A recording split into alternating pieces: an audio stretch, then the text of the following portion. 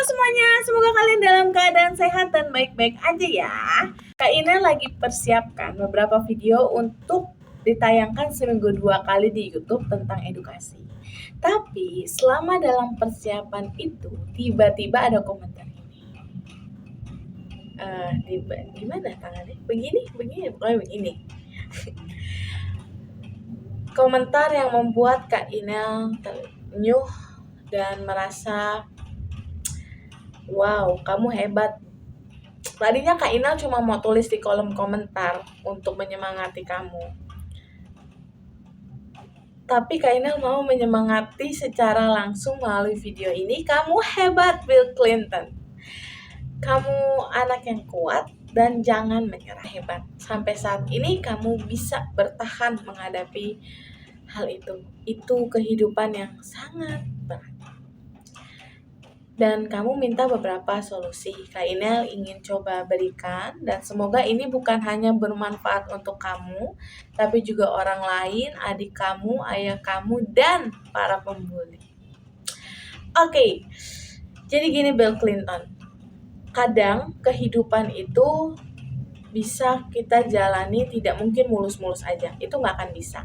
Pasti ada kerikil, ada hujan, ada badai, ada angin. Dan kamu tahu, kadang kepahitan dalam kehidupan itu akan membuahkan hasil yang manis. Seperti kopi, dia pahit, tapi akan menghasilkan sesuatu yang manis kalau kita bisa mengelolanya dengan baik. Begitu juga dengan sebuah kehidupan. Kamu lagi menjalani kehidupan yang dialami begitu pahit yang kamu rasakan, dan Kak Inal jujur memang tidak pernah rasakan hal itu, tapi Kak Inel turut bersedih juga. Terutama apalagi ditinggal oleh orang yang kita cintai, kita sayangi. Itu sangat sakit. Tapi percayalah, itu akan membuahkan hasil yang baik di masa depan. Kamu bisa menjadi orang yang lebih kuat. Kamu bisa menjadi tahu perasaan, jadi akan mungkin ke depan kamu bisa banyak teman karena kamu tahu rasa pedih itu seperti apa. Jadi kamu bisa punya sikap seperasaan terhadap orang lain. Kamu bisa menjadi teman yang peduli, kamu bisa jadi teman yang dapat diandalkan karena kamu tahu rasa kepahitan kehidupan. Jadi pertama, dekatkanlah diri kamu sama Tuhan agar kamu bisa terus kuat dan terus tabah untuk menjalaninya. Yang kedua, jaga diri kamu. Jangan ikut-ikutan ayahmu atau adikmu. Dan ya, tanggung jawab kamu lumayan besar, terutama terhadap adik-adik pasti. Cobalah untuk mencari solusi agar adik-adik kamu tidak terus menggunakan narkotika. Kamu bisa bantu mereka datang ke dokter, psikiater, atau misalkan kamu bisa minta bantuan sosial kepada lembaga sosial yang menangani narkotika, atau kamu tegaskan pada mereka. Kalau mereka terus gunakan narkotika, jalan keluarnya adalah kamu akan laporkan polisi. Mungkin terdengar tega, tapi mungkin kita juga harus tega.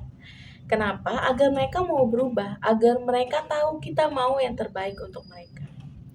Cobalah bicarakan baik-baik dulu. Begitu juga dengan kamu terhadap ayah kamu.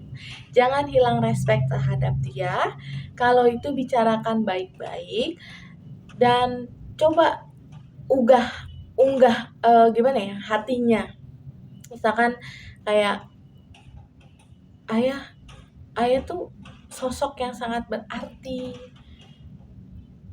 Kami pengen contoh yang baik dari ayah, bicara baik-baik dengan penuh respek. Tapi kalau memang sang ayah tidak bisa dibicarakan dengan baik-baik, kalau itu tidak mengganggu keuangan kamu, tapi kalau itu dia tidak mengubrak-abrik soal keuangan kamu, dia judi karena memang uang dia, is okay, dia yang kelaparan. Bicarakan dengan respek kepada ayah kamu. Ya bisa minta request dia berhenti judi. Tapi kalau memang dia susah dibilangin, dan ya sudah, biarkan saja. Tapi kalau dia mengganggu seperti suka ngambilin uang kamu, atau maksudnya ya akhirnya mengganggu ekonomi yang seharusnya berjalan dengan baik karena pekerjaan kamu, Kamu bisa punya uang tapi diambil ayahmu karena judi, mau gak mau kamu harus bersikap tegas. Tidak boleh pukul ayah.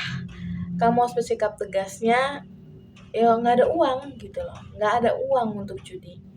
Jadi, kamu bisa ngomong kalau ayah judi hari ini kalah, kita makan apa? Terus kita mau tinggal di mana? Terus bagaimana kata tetangga, kata orang, aku semakin dibully. Aku tahu ayah orang yang baik, ayah orang yang bertanggung jawab, jadi pasti ayah bisa berubah, ayah pasti bisa gak judi. Kau bisa bicara baik dengan ayah kamu, atau cari tahu penyebabnya kenapa dia berjudi, dari awal ada apa. Dan begitu juga penyebab adik-adik kamu, kenapa. Dengan begitu akar permasalahan akan terurut, tidak menjadi benang kusut. Tapi yang terutama adalah diri kamu. Jaga diri kamu agar tidak ikut-ikutan mereka. Tahan diri kamu agar tidak memukul para pembuli. And then, para pembuli, jangan suka bully orang. Menghakimi itu tugas Tuhan, bukan tugas kalian. Kita ini manusia sama-sama saling memperbaiki diri, hidup tenang. Kalau kalian terus membuli, oke, kalian mungkin merasa berhasil menyakiti anak itu. Tapi bagaimana kalau itu suatu saat terjadi sama anak kalian? Atau kepada diri kalian sendiri di lingkungan baru. Kita nggak tahu loh ke depan apa yang terjadi. Dan apakah emang Tuhan akan diam saja membiarkan kalian membuli dia? Bagaimana kalau akhirnya bulian kalian ini membawa berkat untuk dia?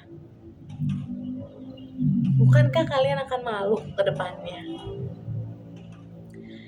Bill Clinton, kalau kamu terus dibully, misalkan kamu masih sekolah, ngomong sama guru kamu, atau ngomong kepada dinas sosial lainnya, atau kalau emang kau punya handphone, videoin pembulinya, share, sebar pembulinya.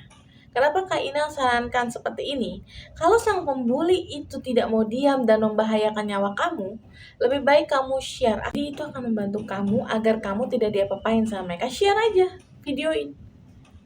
Nanti juga ada yang nolong dan bantu kamu. Kalau memang menurut kamu sekarang tidak ada yang bisa membantu dan menolong kamu. Oke? Kamu pasti bisa, kamu kuat. Jadi solusi dari Kak Inal, pertama, dekatkan diri pada Tuhan. Kedua, jaga diri kamu. Ketiga, coba cari benang kusutnya ini, biar kamu tahu penyebab akar permasalahannya. Dengan begitu, kalau kamu yang pertama sudah kamu lakukan, mendekatkan diri pada Tuhan, apapun yang kamu lakukan untuk memperbaiki kehidupan, atau membantu ayahmu bebas dari judi, atau adik-adik kamu dari narkoba, lama-lama pasti bisa. Gak mungkin Tuhan gak dengarkan doa hamba-hambanya. Hanya kamu perlu sabar, perlu kuat. Karena itu jangan hanya sekedar mendoakan ayah kamu atau adik-adik kamu keluar dari hal-hal buruknya, tapi juga doakan diri kamu agar kuat menghadapinya, agar bisa bantu mereka juga keluar dari hal-hal buruk dan kamunya juga tidak terkena hal-hal buruk. Itu dari Kak Inel. Dan kalau kamu misalkan merasa terusik dengan video ini, kamu bisa minta Kak Inel hapus, Kak Inel akan hapus. Oke, don't forget untuk like, share, comment, and subscribe. Bagi yang lainnya yang memiliki pengalaman yang sama, ingat bunuh diri bukanlah jalan keluarnya. Setiap permasalahan ada jalan keluarnya, ada solusinya. Asal kita mau tetap pikiran jernih, tenang. Oh iya, satu lagi, kayaknya hampir lupa. Kalau kamu mau agar tetap berpikiran jernih, tenang, tidak ikut-ikutan mereka, selain mendekatkan diri pada Tuhan, coba lakukan kegiatan hal-hal positif. Entah itu di sekolah, entah itu terus rajin belajar. Terutama adalah sebenarnya bagi kamu kalau misalkan nih, kamu masih sekolah. Rajin-rajinlah belajar. Ambil ilmu pengetahuan bahasa. Kalau kamu bisa bahasa lain, entah itu Inggris, Mandarin, punya bekal itu untuk pekerjaan yang akhirnya orang butuh walaupun kamu nggak punya ijazah. Atau mungkin sekarang kamu udah kerja, kembangkan skillnya. Sekarang banyak kok di media sosial, di mana-mana, bukan hanya di YouTube, ada sistem AI, kalian bisa cari tahu pengetahuan-pengetahuan bahasa. Di Play Store, bahkan di YouTube pun udah banyak banget untuk kalian belajar. Kenapa itu penting? Agar kalian bisa up dalam kehidupan kalian. Jadi bagi kalian yang dibully, kalian gak usah takut. Tuhan pasti berkatin kalian. Dan itu tuh kalau kalian mau kembangkan diri dan jadikan kata-kata pembuli itu adalah motivasi kalian untuk kedepannya maju, jangan mundur. Dan bagi para pembuli, ingat ya, kalian hati-hati, nanti kehidupan kalian sendiri yang kacau. Oke, don't forget untuk like, share, comment, and subscribe. Next, sampai ketemu di next video. Bye-bye.